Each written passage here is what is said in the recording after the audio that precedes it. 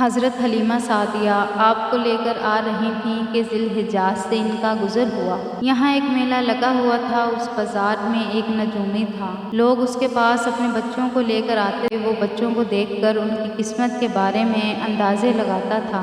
حضرت حلیمہ سعدیہ اس کے نزدیک سے گزریں تو اس نجومی کی نظر حضور نبی رحمت صلی اللہ علیہ وآلہ وسلم پر پڑی۔ نجومی کو آپ کی مہر نبوت نظر آ گئی، ساتھ ہی آپ صلی اللہ علیہ وآلہ وسلم کی آنکھوں کی خاص سرخی اس نے دیکھ لی۔ وہ چلا اٹھا، اے عرب کے لوگوں، اس بچے کو قتل کر دو، یہ یقیناً تمہارے دین کے ماننے والوں کو قتل کرے گا، تمہارے بتوں کو توڑے گا اور تم پر غالب آئے گا۔ یہ کہتے ہوئے وہ آپ صلی اللہ علیہ وآلہ وسلم کی طرف جھپٹا اور اسی وقت وہ پاگل ہو گیا اور اسی پاگل پن میں وہ مر گیا۔ ایک اور واقعہ سیرت ابن ہشام میں ہے کہ حبشہ کے عیسائیوں کی ایک جماعت حضور نبی رحمت صلی اللہ علیہ وآلہ وسلم کے پاس سے گزری۔ اس وقت آپ صلی اللہ علیہ وآلہ وسلم حلیمہ سعدیہ کے ساتھ تھے اور وہ آپ کو آپ کی والدہ کے حوالے کرنے جا رہی تھیں۔ ان عیسائیوں نے آپ کی کانتوں کے درمیان مہر نبوت کو دیکھا اور آپ کی آنکھوں کی سرخی کو بھی دیکھا، اور انہوں نے حضرت حلیمہ سعدیہ سے پوچھا، کیا اس بچے کی آنکھوں میں کوئی تکلیف ہے؟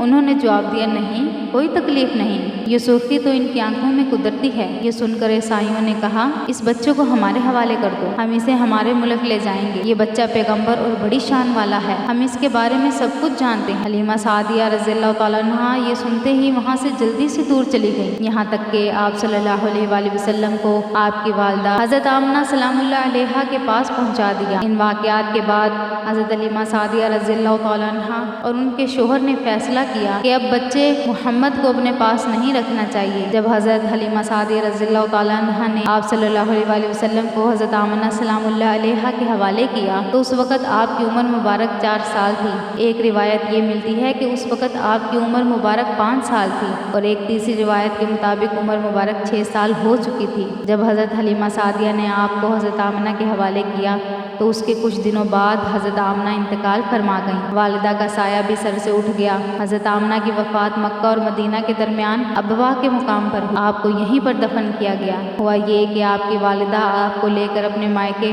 مدینہ منورہ گئیں۔ آپ کے ساتھ ام ایمن بھی تھیں۔ ام ایمن کہتی ہیں، ایک دن مدینہ کے 2 یہودی میرے پاس آئے اور بولے، ذرا محمد کو ہمارے پاس لاؤ، ہم انہیں دیکھنا چاہتے ہیں۔ وہ آپ کو ان کے سامنے لے آئیں۔ انہوں نے اچھی طرح دیکھا، پھر ایک نے اپنے ساتھی سے کہا، یہ اس امت کا نبی ہے، یہ شہر ان کی ہجرت گاہ ہے، یہاں زبردست جنگ ہوگی، قیدی پکڑے جائیں گے۔ آپ صلی اللہ علیہ وآلہ وسلم کی والدہ کو یہودیوں کی اس بات کا پتہ چلا تو آپ ڈر گئیں اور آپ کو لے کر مکہ کی طرف روانہ ہو گئیں، مگر راستے میں ہی ابواہ کے مقام پر وفات پا گئیں۔ ایک روز بنو مدلج کے کچھ لوگ حضرت عبد المطلب رضی اللہ تعالیٰ عنہ سے ملنے کے لیے آئے۔ ان کے پاس اس وقت حضور نبی رحمت صلی اللہ علیہ وآلہ وسلم بھی تشریف فرما تھے۔ مدلج کے لوگوں نے آپ کو دیکھا۔ یہ لوگ قیافہ شناس تھے، آدمی کا چہرہ دیکھ کر اس کے مستقبل کے بارے میں اندازے بیان کرتے تھے۔ انہوں نے جناب عبد المطلب سے کہا، اس بچے کی حفاظت کریں، اس لیے مقام ابراہیم پر جو حضرت ابراہیم کے قدم کا نشان ہے، بچے کے پاؤں کے نشان بالکل اس نشان سے ملتے جلتے ہیں۔ اس قدر مشابہت ہم نے کسی اور کے پاؤں کے نشان میں نہیں دیکھی۔ ہمارا خیال ہے کہ یہ بچہ نرالی شان کا مالک ہوگا، اس لیے اس بچے کی حفاظت کریں۔ مقام ابراہیم خانہ کعبہ میں وہ پتھر ہے جس پر حضرت ابراہیم علیہ السلام کعبہ کی تعمیر کے وقت کھڑے ہوئے تھے۔ معجزے کے طور پر اس پتھر پر حضرت ابراہیم علیہ السلام کے پیروں کے نشان پڑ گئے۔ آپ صلی اللہ علیہ وآلہ وسلم حضرت ابراہیم کی نسل سے ہیں، اس لیے ان کے پاؤں کی مشابہت آپ میں ہونا ایک قدرتی بات تھی۔ حضرت عبد المطلب کی آپ صلی اللہ علیہ وآلہ وسلم سے محبت کا یہ عالم تھا کہ کھانا کھانے بیٹھتے تو کہتے، میرے بیٹے کو لے آؤ۔ آپ تشریف لاتے تو جناب عبد المطلب آپ کو اپنے پاس بٹھاتے اور اپنے ساتھ کھانا کھلاتے۔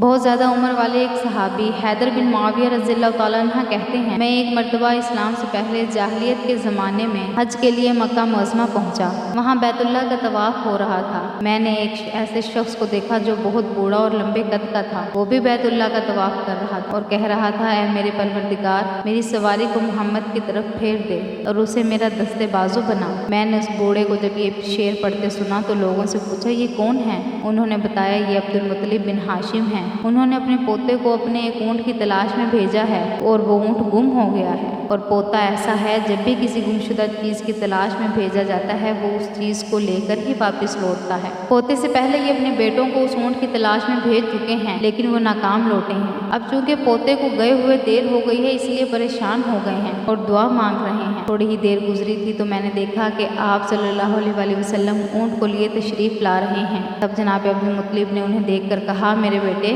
میں تمہارے لیے اس قدر فکر مند ہو گیا تھا کہ شاید اس کا اثر کبھی میرے دل سے نہ جائے۔ حضرت عبد المطلب کی بیوی کا نام فاطمہ بنت عامر تھا۔ وہ کہتی ہیں قریش کئی سال سے قحط سالی کا شکار تھے، بارشیں بالکل بند تھیں، سب لوگ پریشان تھے۔ اسی زمانے میں میں نے ایک خواب دیکھا، کوئی شخص خواب میں کہہ رہا تھا اے قریش کے لوگوں تم میں ایک نبی ظاہر ہونے والا ہے، اس کے ظہور کا وقت آ گیا ہے، اس کے ذریعے تمہیں زندگی ملے گی، یعنی خوب بارشیں ہوں گی، سرسبزی اور شادابی ہوگی۔ تم اپنے لوگوں میں سے ایک ایسے شخص کی تلاش کرو جو لمبے قد کا ہو، گورے رنگ کا ہو، کی پلکیں گھنی ہوں، ہمیں اور ابرو ملی ہوئی ہوں۔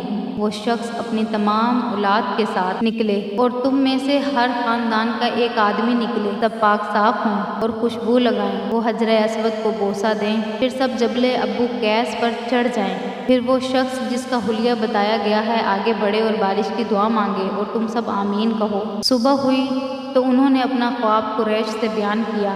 انہوں نے اس نشانی کو تلاش کیا تو سب کی سب نشانیاں انہیں عبد المطلب میں مل گئیں۔ سب ان کے پاس جمع ہوئے، ہر خاندان سے ایک ایک آدمی آیا، ان سب نے شرائط پوری کی۔ اس کے بعد سب ابو قیس پہاڑ پر چڑھ گئے، ان میں نبی رحمت صلی اللہ علیہ وآلہ وسلم بھی تھے۔ آپ اس وقت 9 عمر تھے۔ جناب عبد المطلب آگے بڑھے اور یوں دعا کی اے اللہ رب العزت یہ سب تیرے غلام ہیں، تیرے غلاموں کی اولاد ہیں، تیری باندیاں ہیں اور تیری باندیوں کی اولاد ہیں۔ ہم پر جو برا وقت آ پڑا ہے تو دیکھ رہا ہے، ہم مسلسل قحط سالی کا شکار ہیں۔ اب اونٹ، گائے، گھوڑے، خچر اور گدھے سب ختم ہو چکے ہیں اور جانوروں پر بھی بن آئی ہے، اس لیے ہماری یہ خشک سالی ختم فرما دے اور ہمیں زندگی، سرسبزی اور شادابی بھی عطا فرما۔ ابھی یہ دعا مانگ ہی رہے تھے کہ بارش شروع ہو گئی اور وادیاں پانی سے بھر گئیں، لیکن اس بارش میں ایک عجیب بات یہ ہوئی، قریش کو یہ سرابی ضرور حاصل ہوئی مگر بارش قبیلہ قیس اور قبیلہ مضر کی قریبی بستیوں میں بالکل نہ ہوئی۔ اب لوگ بہت حیران اور پریشان ہو گئے،